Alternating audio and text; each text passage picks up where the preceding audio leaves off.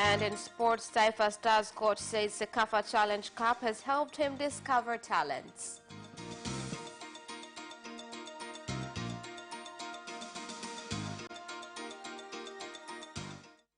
Good evening, this is Capital News at 9:30. My name is Khadija Zimbwe. First, the national news. The Minister of Water, Professor Makame Mbarawa, has directed all directors of water authorities in the country to ensure there is no contractor with more than 3 projects after it has been discovered that there are some contractors with more than 10 projects who have failed to complete them on time. Professor Mbarawa made the statement in Dar es Salaam during an annual water sector meeting. One contractor in the Ministry of Water is given more than 15 projects. You cannot award all contracts to one contractor. And given instructions that no one contractor will be given more than 3 projects, it is not fair. You will not be doing justice. Yet you expect him to do wonders. In contractor VOQ, temporary office is listed costing 65 million Tanzania shillings, yet we fail to spot such errors. In all projects within our capacity, we will use our own experts, and even if there is a lack, we could borrow some from other areas. We will do our best to work with contractors and supervise them well. The traffic police force in the country has implemented an inspection operation of upcountry buses and called on passengers to report incidents of price hiking of tickets during the end of year festive period. The head of public education from the traffic force, Abel Swai, made a call in Iringa during a road safety inspection operation.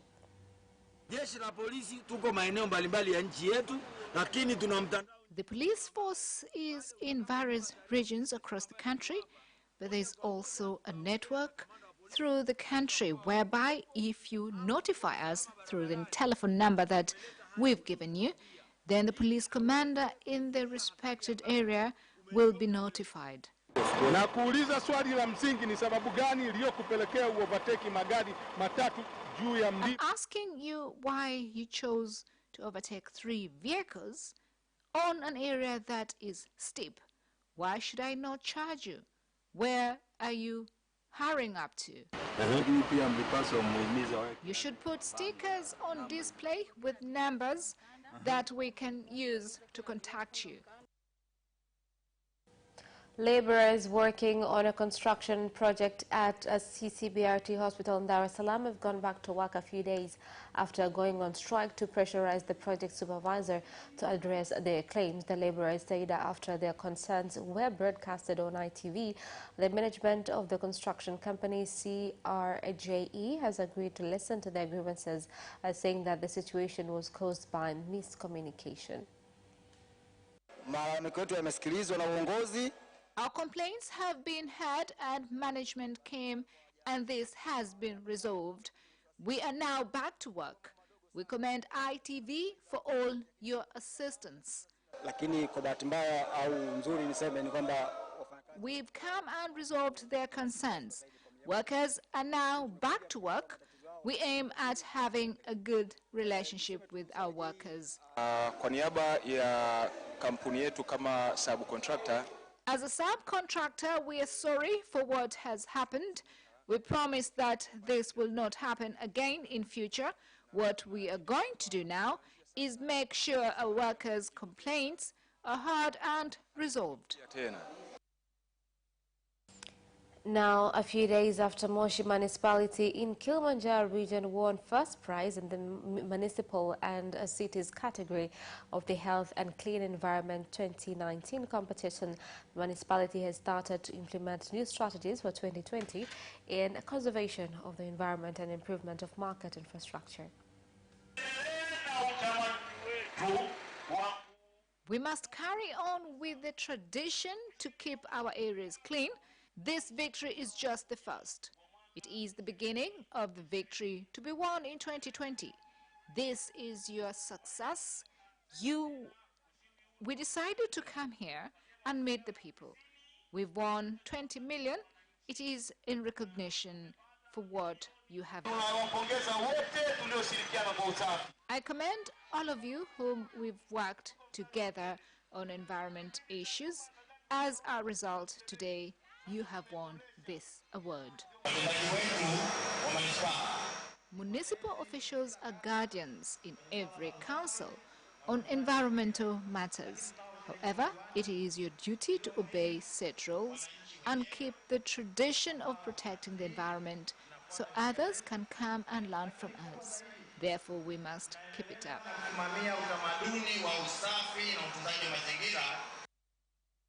The police force in Mtwara region has said that it has strengthened security by setting up base at Namikupa ward in Tandahimba district and Mkunya ward in Newala district in order to fight criminal activities along the border of Tanzania and Mozambique.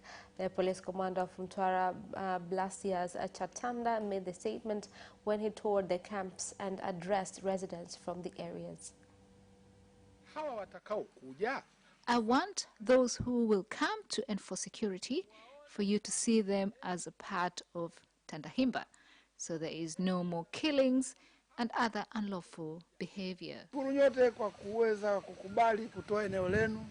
I thank you for giving up land to those who will come to enforce security.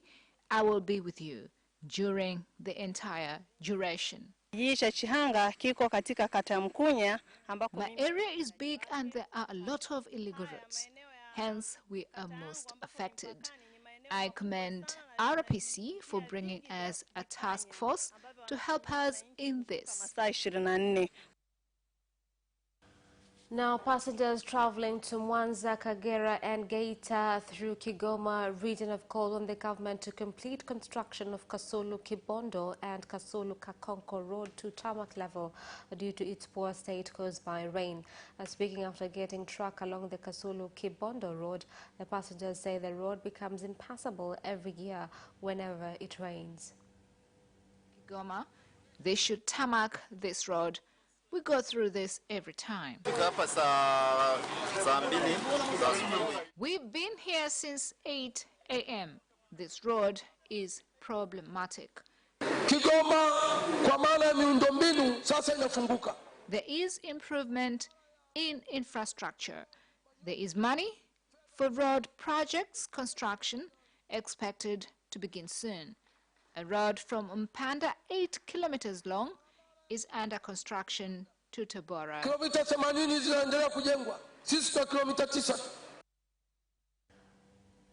The government has resolved a 13-year land dispute between investors who own livestock farming blocks from the National Ranch Company, NARCO, at Kigoma area and residents from 5 villages at Rutoro Ward, Muleba District, Kagera region, who are alleged to have illegally invaded the blocks and started various activities. The dispute was addressed by the Minister of Livestock and Fisheries, Uhagampina, after he directed NARCO to put permanent demarcations along borders between the villages and investors' livestock blocks. As agreed.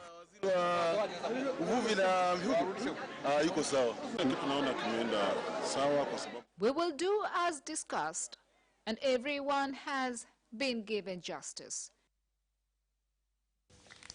Pupils at Pongwe Primary School in Tanga have continued to face studying challenges at night due to lack of electricity caused by failure of the contractor contracted to install solar power at the school to complete the work. Despite the school closing for holiday break, the few pupils who have remained behind are unable to study at night due to lack of power in a building constructed by Tanzania Women Architects for Humanity Tower under the sponsorship of various donors.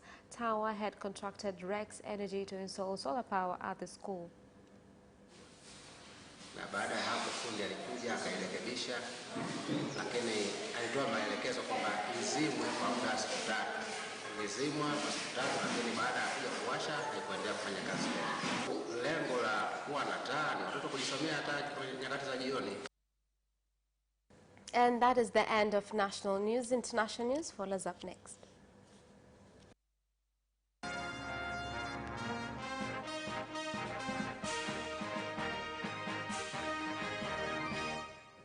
And in international news, a few days after charges were laid against the governor of Nairobi, Mike Sonko, for corruption, the appeals court in Nairobi has upheld the High Court ruling that prevents governors facing corruption charges to enter their offices. Now, ongoing rains have continued to cause destruction in Burundi at Buterere ward in Bujumbura. Houses and other properties have been destroyed due to floods. This comes after early this month, 26 people died during a landslide due to heavy rains in Sibitike, northwest of the country. There's a lot of water. The rain started to fall at 11 p.m. We will be grateful if they can help us. A house just collapsed. We have not been able to sleep. It is just hardship. We are not able to go to school. This is very dangerous. Ethiopia has launched its first satellite into space as more sub-Saharan African nations strive to develop space programs to advance their development goals and encourage scientific innovations. Before dawn on Friday, senior officials and citizens gathered at the Entoto Observatory and Research Center just north of the capital, Addis Ababa, to watch a live broadcast of the satellite's launch from a space station in China. News, business news follows next.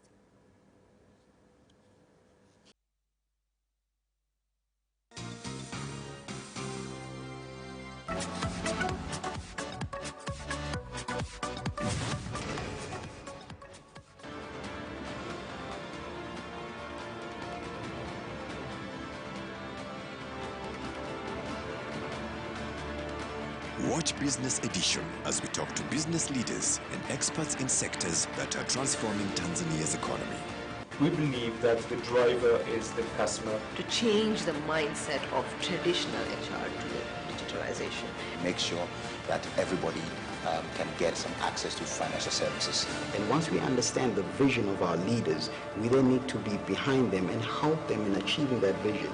Business have involved mercantile operations, trade guilds, or shared agricultural production, infrastructure, construction, financial sectors, tourism, and mining.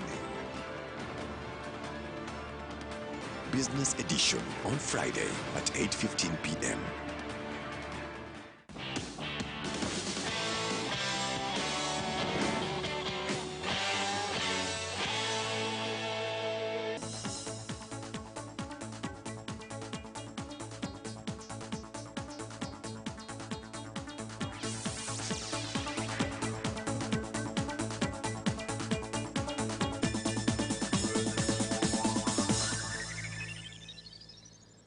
Welcome back, and in business news tonight. The Deputy Minister of Industry and Trade, Engineer Stella Manyanya, has said that Tanzania Chamber of Commerce, Industry and Agriculture, TCCIA, is in a good position to fulfill the government's goal to become a middle-income industrial economy if they oversee the legal foundations and procedures for the industry and trade sector.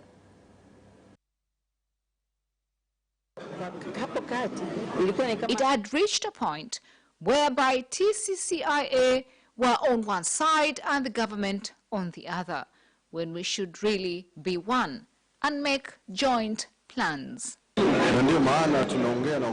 We support the government wholeheartedly, and this is why we are speaking to business owners about being ethical, who understand themselves well as far as paying of taxes is concerned. The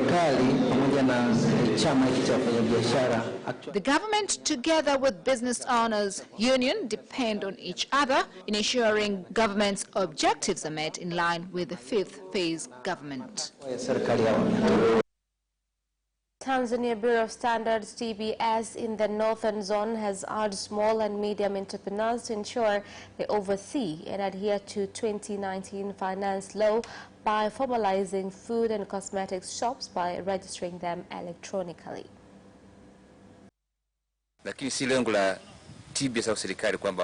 is not the government's intention to close all shops, but rather to educate them so they can observe set rules. Sasa unapomwambia mfanyabiashara aingie online, if you advise a business owner to go online, he couldn't understand the language used, which makes it more difficult. TBS imeandaa mfumo wa kisasa. TBS has installed an online application system where applicants can apply online without visiting TBS premises. Wa biashara yake ya chakula au podozi akiwa sehemu yoyote. And that is the end of business news. Sports news follows next. Away first time, good start from Bolt. Bolt leading a moment of going away. Gay trying to go with him, and he's being dragged through to second place, but he's going to win it by 2 meters. Away first time, good start from Bolt. Bolt leading a moment of going away. Gay trying to go with him, and he's being dragged through to second place, but he's going to win it by 2 meters.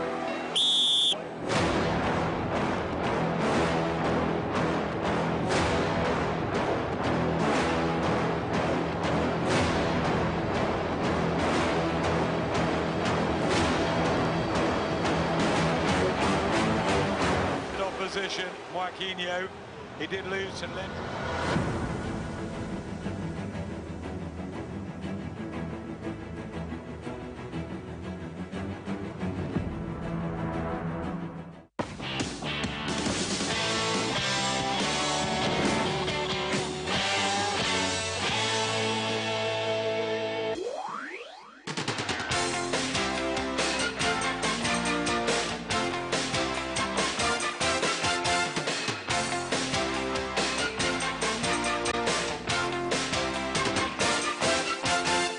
Welcome back, and in sports news tonight.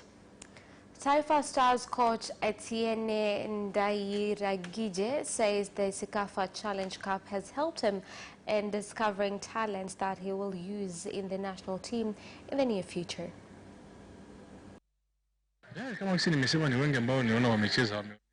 Many players have impressed me, so I had the chance of seeing others from Zanzibar, the likes of Haji Mwinyi, as well as their goalkeeper.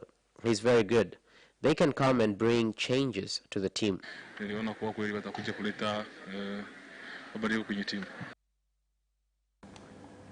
Young Africans management will present Haruna Niyonzima tomorrow after the striker finalized his transfer process, returning to the club that first brought him to Tanzania.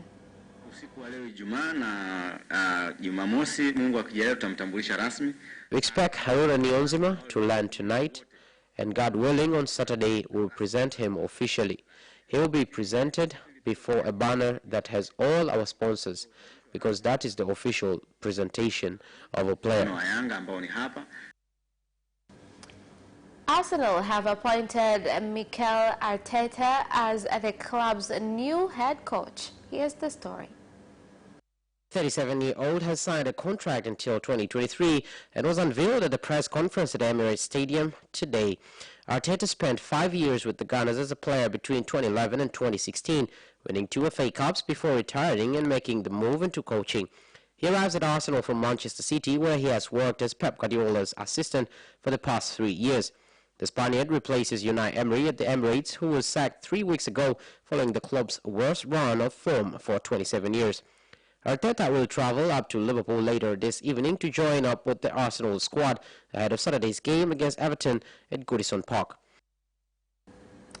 And Ole Gunnar Solskjaer has remained coy on speculation linking Red Bull Salzburg striker Erling Haaland with the move to Manchester United, while also insisting that Paul Pogba will not be sold in January. Solskjaer reportedly flew to Austria last Friday to meet with Haaland, who has emerged as one of United's top transfer targets ahead of the winter transfer window. Speaking ahead of United's trip to Vicarage Road to face Watford on Sunday, Solskjaer was asked to respond to fresh rumours that Haaland is on his way to Manchester to thrash out terms with his potential suitors, to which he responded, "I don't think he's en route here, to be fair, not through me anyway." When pushed further for any new developments regarding the Norwegian striker, Solskjaer said, "Well, he's not coming to Manchester because, well, I know the boy, his friends, and all this. He's on Christmas holiday, not in Manchester, but you can't fly anywhere from Stavanger, can you? So you need to go via here." Meanwhile, Mino Raiola has rubbished suggestions Paul Pogba could leave Manchester United in January, claiming the Frenchman is the best midfielder in the world. 26-year-old Pogba has long been linked with a move away from Old Trafford, with Real Madrid and Juventus thought to be interested in his signature. Raiola confirmed that Pogba had been in contract with Madrid, but that he remained committed to United when the move didn't go through. Pogba has come in for plenty of criticism throughout his time at United, but Raiola thinks he's as good as anybody in the world in his position, though he wasn't as complimentary towards United. And that sports item ends our news bulletin for tonight. My name is Khadija Zimbwe. Thank you for watching and good night.